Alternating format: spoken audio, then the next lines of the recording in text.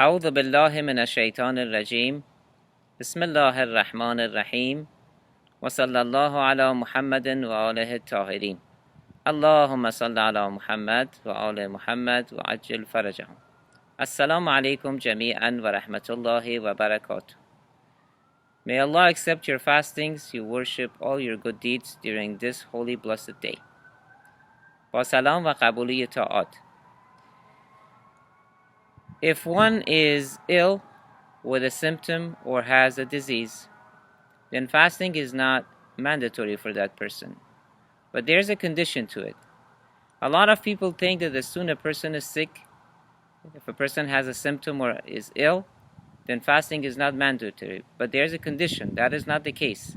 The condition is that if fasting for a person who's ill, if fasting is going to be harmful to him or her, then fasting is not mandatory. But if a person is just being sick and fasting is not harmful to him or her, then fasting is mandatory. The person should fast. Same thing goes to a person who is not ill, a healthy person. If fasting is going to be harmful to the person, then fasting is not mandatory for that person. So just for being sick doesn't mean that fasting is not mandatory for the person. Now, if a person is ill with a disease and it's not going to be cured until next Ramadan, then the person will give fidya. For each day, he's going to pay 750 grams of wheat to a poor person, or what is called one mud ta'am, one-time meal to a poor person. It's been calculated to be $2.50 for each day that the person should give. That goes to a person that who is ill and he's not going to be cured until next Ramadan and he cannot make up his fasting. So if a person gives a fidya, which is that $2.50 per day, then he does not have to make up his fast. This is for a person who is not going to be recovered forever. There are certain people that they have long-term diseases, or they fall ill, and they, as a result of this illness, they will not be cured again, and they always remain in that condition.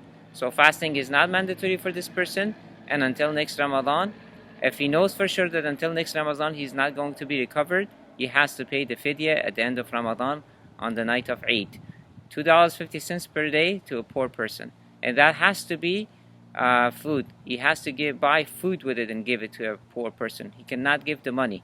Unless he's sure that if he gives the money to a poor, and that poor person will buy food with it, then that, the fuqaha, the maraji, they have said that is okay. Inshallah, that answers the question about the brother who asked about fidya or fasting for a sick person. خب، روزه بیمار. برخی از مردم فکر میکنن که بر بیمار روزه واجب نیست، در حالی که طبق فتوای مراجع تقلید اگر انسان مریض باشه و این مریضیش برای این شخص ضرر داشته باشه، این نباید روزه بگیره. پس ملاک روزه نگرفتن برای شخص مریض ضرر داشتن روزه بر صحت و سلامتی انسان هست. فقط به مجرد مریض بودن به این معنی نیست که انسان نباید روزه بگیره. این برای انسان سالم هم همینطور هست. اگر یک انسان سالم هست و اگر روزه بگیره، روزه برای صحت و سلامتی ضرر داشته باشه، این انسان نباید روزه بگیره. پس ببینید، فقط به مجرد مریض بودن ملاک نیست، ضرر داشتن به صحت و سلامتی ملاک هست. اینی که در آیه قرآن شریف هم آمده که مریض نباید روزه بگیره، مریضی که روزه به او ضرر داشته باشه. پس اگر مریض باشه و روزه ضرر نداشته باشه، روزه بر او واجب است و باید بگیرد.